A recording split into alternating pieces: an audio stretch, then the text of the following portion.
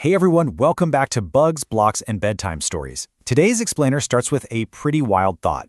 How on earth do you cram the ruthless, incredibly complicated life of a billionaire tech titan into a 24-page bedtime story? Is it absolutely brilliant, or is it basically glossing over reality? We are diving headfirst into a massive cultural phenomenon in children's publishing today, one that has completely divided parents, creators, and literary critics. It's a series you've almost certainly seen on bookstore shelves, and it sparks a fascinating debate about how we introduce big IT innovators, finance giants, and complex historical figures to the next generation. Seriously, think about it for a second. How do you explain the messy, intense genius of someone like Steve Jobs to a toddler who is literally just figuring out how to stack their building blocks? How do we take these fiercely competitive adult worlds of tech and finance and distill the controversial lives of these visionaries into board books without totally losing the truth of who they really were? It's an incredibly tricky tightrope to walk between reality and bedtime inspiration. All right, here's our roadmap for this explainer. 1. The big dreams phenomenon. 2. Adapting Steve Jobs. 3. Distilling complex lessons. 4. The critical backlash. And 5. Nuance versus inspiration. Let's get right into it. Part 1. The Big Dreams Phenomenon. So let's talk about the creator, Maria Isabel Sanchez Vergara. She actually spent 20 years grinding it out in top-tier advertising agencies before ditching it all to self-publish back in 2012. By 2014, she was feeling super frustrated by the lack of empowering bedtime stories for her newborn twin nieces, Alba and Claudia. So she cooked up a totally new formula. Fast forward to 2023, and she's dropping her 100th book. Talk about a pivot, right? She completely transformed a personal passion project into an absolute publishing powerhouse.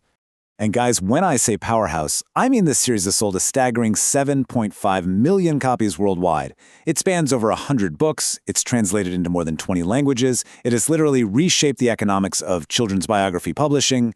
If you've got kids, I'd bet good money one of these is sitting on your nightstand right now. You also instantly know when you see it. Whether they are adapting a tech giant like Steve Jobs or a brilliant physicist like Albert Einstein, the books maintain this really unified, approachable aesthetic. Sanchez Vergara works with a highly diverse group of global illustrators, carefully matching the artist's style to the subject's background. But they all share this cohesive visual DNA that makes them just jump off the shelf. The whole series is built on this incredibly optimistic thesis. Sanchez Vergara firmly believes that kids are the most intelligent people out there, and that their curiosity and empathy know absolutely no bounds. After writing 100 of these things, she argues that any complex issue, from war to segregation to identity, can be taught to young children as long as you approach it honestly. Moving on to Part 2. Adapting Steve Jobs. Let's use this book as our sandbox case study. Honestly, reading this one made me totally rethink how I introduce STEM and IT concepts to my own kids. The book introduces Jobs right from infancy.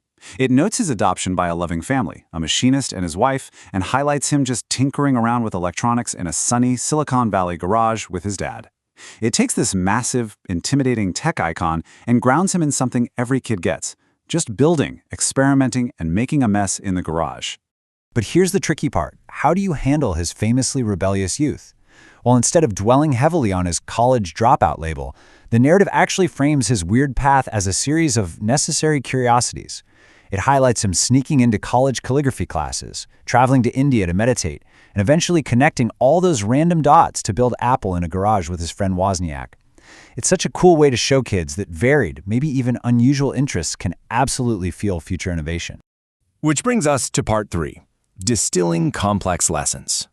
The adaptation actively distills Jobs' notoriously demanding, intense life into these bite-sized, actionable takeaways for early readers. The core lessons become super simple. Embrace endless curiosity, follow your heart, and value teamwork, showing that great things aren't done by one person, but by a collective effort. Plus, it introduces this vital IT and QA concept. Good design makes life easier for everyone. It perfectly translates his stay hungry, stay foolish vibe for the preschool crowd. And it all anchors around his legendary ethos. The only way to do great work is to love what you do. By centering the story on passion, the ultimate goal is to empower children to believe that their own wacky, unique ideas could one day transform the world. From a bedtime story perspective, it's an absolute goldmine for inspiring our future little engineers and big thinkers. But it's not all sunshine and rainbows. Part 4. The critical backlash. As you might expect with something this popular, there's been some serious pushback. A really fiery critique published in the New Zealand outlet The Spinoff highlighted a growing concern among literary circles. Critics and longtime children's booksellers argue that the author frequently gets out of her depth. They say she creates books that gloss over the difficult source material in a way that is confusing and, frankly, infuriatingly coy. They worry these sanitized histories actually end up condescending to kids. I mean, critics have literally dubbed these books the Funko Pops of children's publishing. Ouch. They're arguing the books are treated more like mass-produced collectibles than deep, enriching literature. They point to clunky, formulaic writing and describe that unified art style we talked about earlier as a corporate Canva aesthetic. But the biggest red flag for them? Shoving highly controversial figures, like Coco Chanel, who was a documented historical collaborator, into the exact same rigidly inspirational mold. So, where does that leave us? Part 5. Nuance versus inspiration.